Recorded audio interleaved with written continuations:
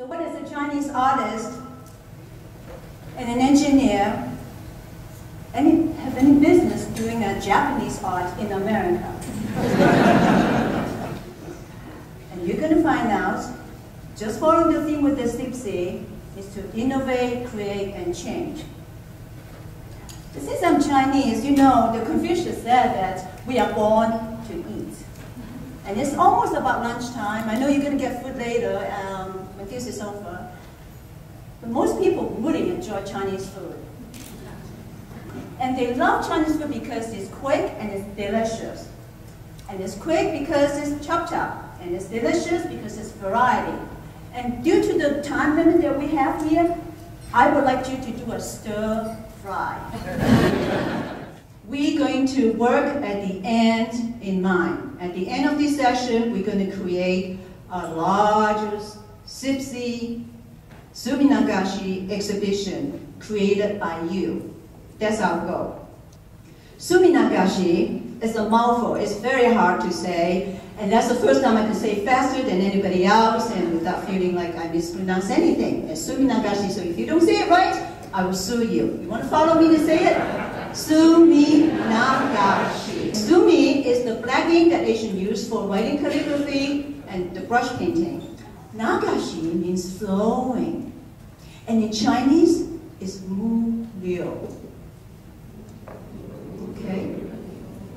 Why say it's a Chinese, it's a Japanese name, but you say it's Chinese, it's really confusing, it's really chaotic. But isn't that how we create? Suminagashi started in China 2,000 years ago. But with the crazy emperor and chairman, you know, they burned the books and so forth. There's hardly any record tracking on it. The Japanese did a great job keeping track of the traditional art form, and the Shinto priests would meditate in front of the water by the temple. And because they were vowed to secrecy, one drop at a time, they would take the ink, let it drip into the water, just like stone. Drop into the water, and the priest can let off his secret, desire, obligation, prayer into the water. And they would capture this with the rice paper and then present it only to the shogun, emperor. Only noble people were allowed to watch these.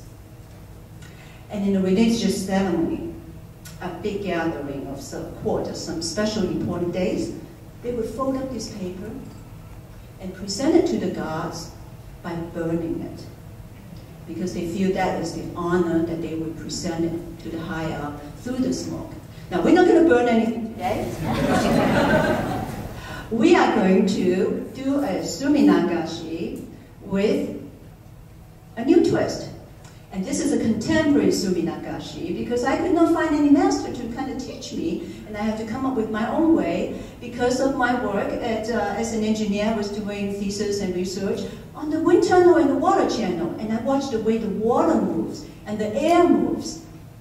And it was wonderful that I thought, oh my gosh, I could put these together. This is a slide that was created in the wind tunnel and the laboratories in an engineering school. But as you're going to see how that would apply as you paint on the tray.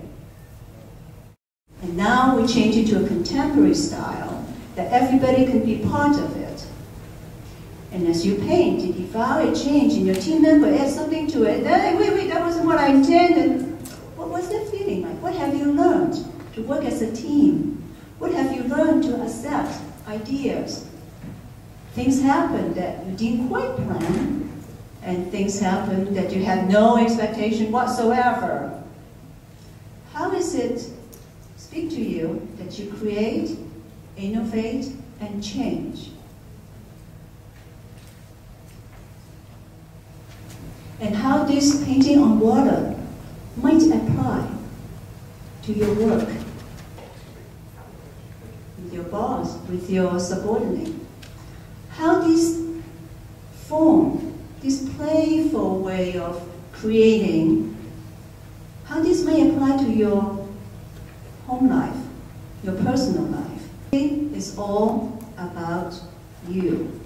You are part of the community, you're part of the team. You create that work that you're going to see out in the hallway in about 24 hours, right? That's my understanding. So be sure you take a look.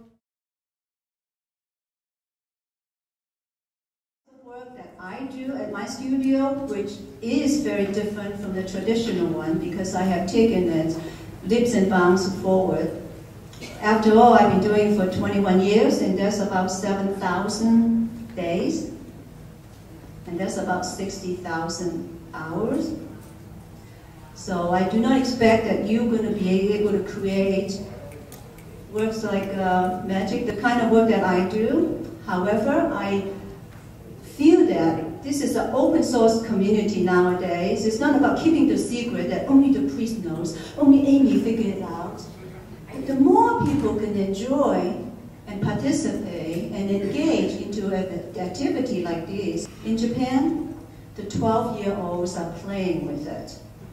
So as Tony was talking about the 12-year-old inside you, this is a way for you to let out that 12-year-old playing. So there's lots of opportunity for you.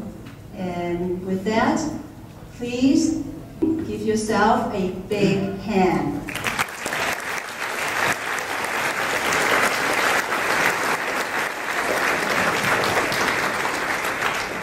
That was great. Give Amy a big hand.